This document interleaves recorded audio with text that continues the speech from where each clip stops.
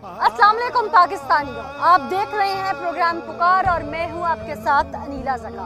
कहते हैं कि किसी की बर्बादी के लिए उठाया गया कदम कहीं ना कहीं इंसान की अपनी बर्बादी का सबब बन जाता है। बेदर्दी से कत्ल किया गया क्योंकि पहले ही अफवाह फैली थी सलमान जिस वक्त मिसिंग था तो शायद मुअम्मा कुछ इस तरह से था कि वो अगवा हो गया है। वालिदैन ने कहां कहां उसे ढूंढा, फिर क्या हुआ। इस वक्त उस नन्हे सुलेमान के वालिद फैसल महमूद हमारे साथ मौजूद हैं, उन्हीं से बात करते हैं। फैसल साहब, सबसे पहले तो मैं टीम पुकार की तरफ से, नियो टीवी की तरफ से, पूरे पाकिस्तान की तरफ से, हर मुसलमान की तरफ से आपके साथ दिली हमदर्दी का इजहार करती हूँ। जो हुआ वो यकीनन नहीं होना चाहिए था। आपका गम हम लफ्जों में बांट नहीं सकते। आप बाप हैं और वो नन्ही सी जान जिसकी किलकारियां सहन में गूंजती थीं और वो अब नहीं है। बहुत मुश्किल है सदमा सहना, लेकिन चूंकि आपके अल्फाज ही मुल्जिमा को कैफिर किरदार तक पहुंचाएंगे, आपका मजबूत रहना कहीं ना कहीं बहुत जरूरी है। ऐसे में आप हमें कुछ बताएंगे कि सलमान के साथ ये सारा वक़ुआ क्यों पेश आया? कोई दरीना दुश्मनी का शाखसाना है या क्या हुआ, क्या था उस वक्त? कोई दुश्मनी नहीं है, हसद की वजह से हुआ। हसद की वजह से हुआ। अच्छा, तो ये सारा हुआ मामला कैसे पेश आया? उस दिन सब कहाँ थे? घर में से इतना बड़ा वक़ुआ बर्पा हो गया, किसी को पता नहीं चला। मैं तो मुसलमान अपने घर पे था। अच्छा। उसकी नानी हमारे घर आई थी। जब वो अपने घर जाने लगे तो सुलेमान ने भी नानी का पीछा किया, ख्वाहिश की कि मैंने भी आपके साथ जाना है। सुलेमान की नानी सुलेमान को ले गई। जब सुलेमान गया नानी के घर और वो सुलेमान की नानी ने सुला दिया सुलेमान को। जब सुलेमान सो गया और उसकी नानी और सुलेमान का नाना अब्बू और सुलेमान का मामू शायद, ये तीनों इन्होंने शादी पे जाना था। अच्छा। ये शादी पे चले गए और सुलेमान की 3 मामने घर पे थी और मैं भी शादी पे था उस दिन। मुझे भी तकरीबन 4:45 बजे फोन गया कि सुलेमान गुम हो गया है, कोई पता नहीं चल रहा। 3 ख्वातीन घर पे मौजूद थी। उन तीनों में से किसी ने कुछ नहीं देखा? नहीं, पहले तो 2-3 दिन 4 दिन उन्होंने कहा कि हमने नहीं देखा। सुलेमान एक तो कातिला हो गई ना, बाकी 2 की मैं बात कर रही हूँ। जी जी। बाकी 2 अब कहाँ थी? मतलब घर में थी? घर है, जंगल तो नहीं? मतलब उन्होंने कुछ नहीं देखा? नहीं, घर पे थी। तो उन्हें कुछ नहीं पता? नहीं, उन्होंने नहीं बताया। कि तकरीबन 36 घंटे गुजरने के बाद उसी घर से सुबह सुलेमान की लाश मिली। ननिहाल घर से? ननिहाल घर। कहाँ से मिली? सेन से। मतलब सेन में अचानक एक बच्चा घूमता है, उसकी डेड बॉडी पाई जाती है। आप लोगों को कैसे पता चला कि ये सारा घर के अंदर ही वक़ुआ हो गया है? किसी पे शक था? नहीं, इस मामी पे शक था।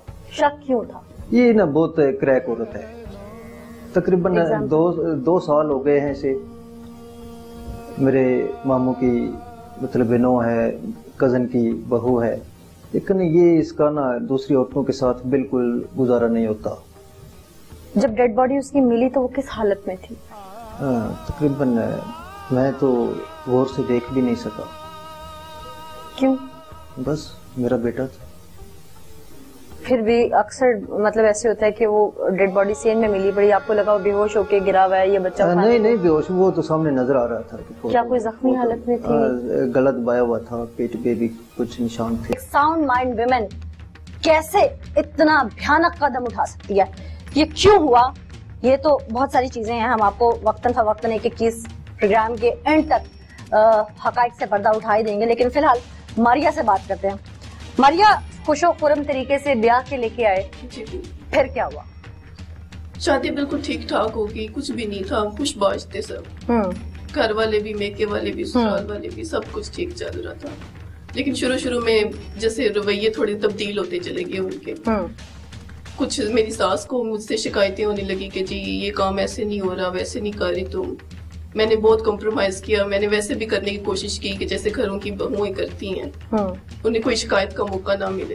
लेकिन फिर भी उन्हें पता नहीं क्यों कोई ना कोई कोई भी काम उनमें ठीक नहीं उन्हें मेरा लगता था कि ये जी यहाँ से गड़बड़ कर रही है, यहाँ से ये ठीक नहीं कर रही है। मैं फिर भी उनसे माजरत कर लेती थी कि जी मुझसे शायद इधर से कहीं गलती हो गई है। लेकिन फिर भी यानी कि फिर भी खिंचाव आता रहा हमारे रिश्ते में। پھر یہاں تک کہ میں نے اپنے شوہر سے بھی بات کی جی کہ میں ویسا پورا بننے کی کوشش کر رہی ہوں کہ آپ کی امی کو میرے سے کوئی شکایت نہ ہو، لیکن پتہ نہیں کیوں کہ پھر بھی ہمارے فاصلے بڑھتے چلے جا رہے ہیں. یہاں تک کہ میری نند بھی، ان کا بھی رویہ میرے ساتھ پھر اس طرح بگڑتا چلا گیا. پھر بہت کوشش کی کہ اللہ کرے کہ سب کچھ ٹھیک ہو جائے. یہاں تک کہ خود اپنے گھر والوں کو بھی نہ بتاتی تھی کہ اس طرح ہو رہا ہے، میرے سسرال والوں میں اس طرح کی تھوڑا کھچاؤ آ رہا ہے میری ساس کے ساتھ. صرف رویوں میں کھچاؤ تھا یا مار پیٹ تک حالات گئے تھے؟ پہلے تو صرف رویوں میں تھا، بعد میں میری ساس کا رویہ اس حد تک ہو گیا تھا. کس حد تک؟ جیسے تشدد تک ہوتا ہے، جاتا تھا کئی بار. اچھا، اور خامد کا؟ خامد کو تو میں کئی بار اس طرح سمجھانے کی کوشش کرتی تھی کہ پتہ نہیں کیوں امی کا یہ رویہ میرے ساتھ اس طرح بدلتا چلا جا رہا ہے، آپ تھوڑی ان سے پیار سے بات کریں کہ مطلب کیا انہیں مجھ سے شکایت ہے. میں نے بھی ان سے بہت معذرت کی ہے کہ شاید مجھ سے کئی غلطی ہوگی، آپ خود پوچھ لیں ان سے. تو وہ کہتے تھے کہ نہیں امی کی کوئی غلطی نہیں ہے، تم تھوڑا سا ان کی بات کا دھیان دیا کرو، شاید تم سے کئی غلطی ہو جاتی ہے. اس طرح انہیں بھی سمجھانے، ہم کٹھے بیٹھ کے اس طرح بات بھی کرتے تھے. میں نے کہا امی کو سامنے بٹھا لیں، ان سے مجھ سے پوچھ لیں، اگر مجھ سے کوئی شکایت ہے کہیں میں نہیں سمجھ پا رہی تو آپ مجھے سمجھا دیں کہ مجھ سے غلطی ہو رہی ہے. لیکن اس طرح انہوں نے میری کسی بات کا یقین نہیں کیا. کہتے ہیں نہیں تم شاید ان کے ساتھ نہیں بنا پا رہی ہو. ایک شوہر اپنے ساتھ ہو تو پھر دوسرے کرے نا تو پھر کوئی نہیں تکلیف ہوتی. ساس چاہے مار بھی لے نا تب بھی برداشت کر لیتے ہیں کہ کوئی بات نہیں، ماں ہے ان کی، اگر زیادتی کر بھی لے تو کیا ہوا، ایک دن ٹھیک ہو جائیں گے.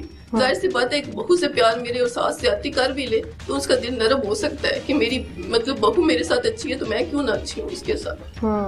میں نے بہت کوشش کی یہاں تک کہ اپنے گھر والوں کو، اپنے میکے والوں کو بھی نہ بتایا، اپنے امی ابو کو بھی نہ بتایا کہ ان کا رویہ اس طرح میرے ساتھ ہو گیا کہ وہ برداشت سے باہر ہو رہا تھا. لیکن میں نے پھر بھی برداشت کیا، انہیں کوئی بات نہیں بتائی. دی اینڈ اپنے ہسبینڈ سے بھی آخری حد تک میں نے کوشش کی کہ پلیز مجھے سمجھنے کی کوشش کریں، کیونکہ امی کا رویہ جو ہے وہ میرے ساتھ اس حد تک برا ہو گیا کہ میں بہت برداشت کرتی ہوں، اکیلے میں رہ کے رو لیتی ہوں.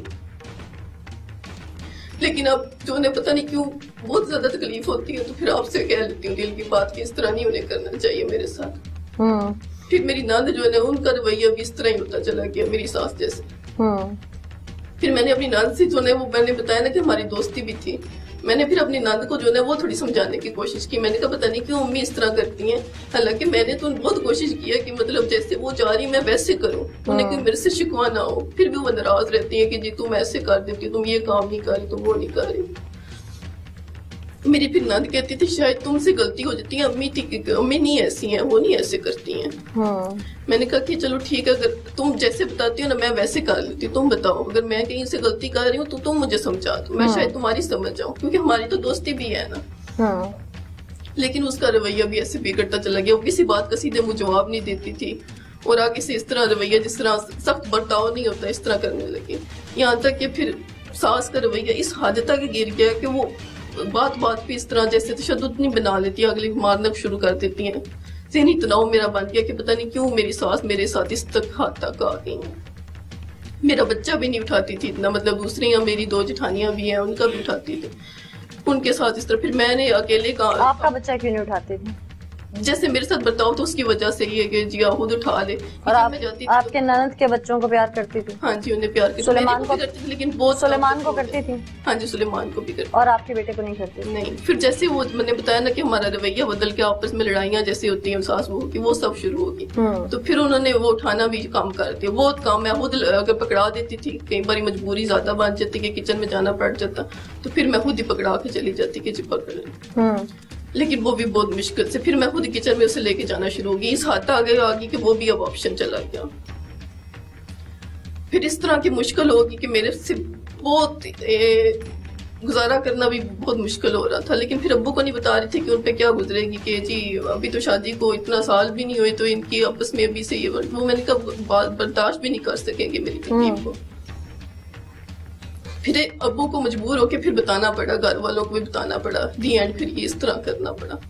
امی ابو نے بھی پھر بات کی، مجھے سمجھایا کہ بیٹا کوئی بات نہیں، تم تھوڑا سا کمپرومائز کر لو، میں بھی تمہاری غلطی ہو کہیں سے تو وہ تمہیں نہ سمجھ پا رہے ہوں. پھر اس حد تک کہ میں نے پھر ابو کی بات مانی، امی کی بات مانی. پھر واپس آئی ادھر، پہلے ناراض ہو کے چلی گئی، پھر واپس آئی. پھر ہم کمپرومائز. کتنا عرصہ ناراض ہو کے رہی؟ مہینے سے بھی آدھا. سسرال والے منا کے لے کے آئے واپس؟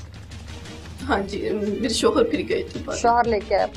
اچھا. پھر میں واپس آ گئی. پھر میں نے کہ کچھ دن پھر ٹھیک گزر گئے، لیکن اس کے بعد پھر وہی सास फिर वैसे रवैया। तो सास का रवैया गलत था, ननद का गलत था, वो मासूम बच्चा था, उसका इंतखाब क्यों किया, उसको मारने की नौबत क्यों आई? क्योंकि वो मेरी सास और मेरी नंद, उनका तो रवैया मेरे साथ चलो था, बच्चे का तो कोई कसूर वाकई नहीं था इस बात को। तो मैं पूछ रही हूँ। लेकिन उन्होंने, मैं बता रही हूँ कि ज़हनी, जैसे वो कहते हैं कि ज़हनी तनाव मेरा बना दिया था, इतना टेंशन में मुझे डाल दिया था कि मेरे दिल और दिमाग में कुछ भी नहीं आ रहा था सिवाय उनके ख्यालात के, उनके रवैयों के। तो फिर मुझे कुछ भी नहीं दिखा, तो मुझे वो बच्चा नजर आया, तो मेरे सारे यानी कि मुझे वो बच्चा नजर नहीं आ रहा था, लेकिन मेरे ज़हन में वो सब फिल्म चल रही थी उनकी, वो जैसा मेरे साथ बर्ताव करती थी, जैसे वो तशद्दुद करती थी, वो सारे निशानात मेरे के ज़हन में वो सब कुछ फिल्म चल रही थी मेरी। मुझे वो बच्चा नहीं नजर आता कि मैं उस बच्चे के साथ इस तरह करने लगी। बच्चे को मारा कैसे? उसका गला दबाया था।